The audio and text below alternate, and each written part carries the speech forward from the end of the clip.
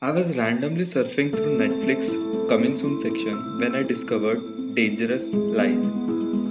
The premise seemed interesting, so decided to give it a watch. Here I am, that movie guy, discussing it, so you can decide whether to watch it or not. Stay tuned, guys.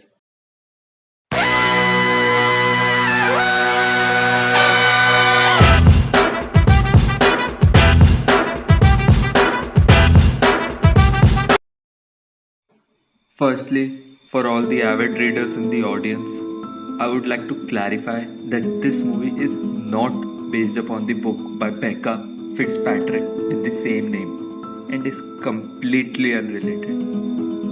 Now, that being said, comes the plot. A young lady named Katie works as a caretaker of a wealthy old man named Mr. Leonard Wellesley with no relatives. Katie is married to Adam, and both of them are not financially stable. But with a stroke of luck, Katie acquires all the estate of Mr. Leonard after his death. The couple gets tangled in the web of lies and secrets following that, which make their life complicated further. The plot sounds promising, but the execution of it does not fulfill the expectations. Director Michael M. Scott, whose shot to fame was a string of family rom-coms, most of them set around Christmas, has not done any justice here. Cast. Katie, the protagonist, is played by Camila Mendes, who is famous for the role of Veronica in teen drama Riverdale. Jesse Usher plays second lead Adam, who you may remember as A-Train from The Boys.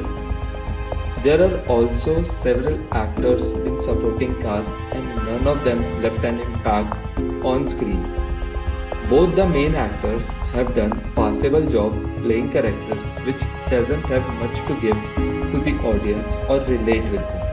Which brings me to my next point, duration.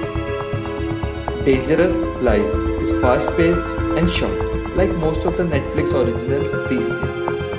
Most of the duration is used for setting up the suspense with many subplots emerging, which sadly director failed to converge in the end very well. About that, I will talk a bit later in the video because it contains spoilers. Now, my verdict for this film is that it's a silly but watchable film, especially when you have nothing to do more interesting than Netflix and chill, like most of us stuck in quarantine. It is suspenseful just enough to keep lazy, witless sloths in all of us glued to the screen. Next up, spoiler talk. There are several loose ends in the story which I observed and can only be termed as a result of lazy writing. First, dead body. Makers want us to believe that there is a dead body decomposing in the garage for the past 2 years and nobody has noticed the pungent, unforgettable smell of rotting corpse. Like seriously, bro?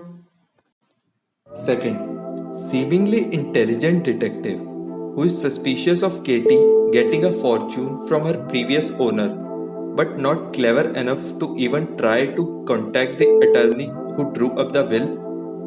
What's with that, Lady Sherlock? Third and last, the diamonds. The detective said that her team has searched the entire property a half dozen times and not found any diamonds. But in the last scene, we see that diamonds are laying there in the ground, just a scrape away. Come on, writers, come on. With this, we come to the end of this movie's discussion here. If I missed anything or you disagree with me on something I said, make sure to tell me in the comment section below. Do like, share and subscribe to this channel for regular discussions like these.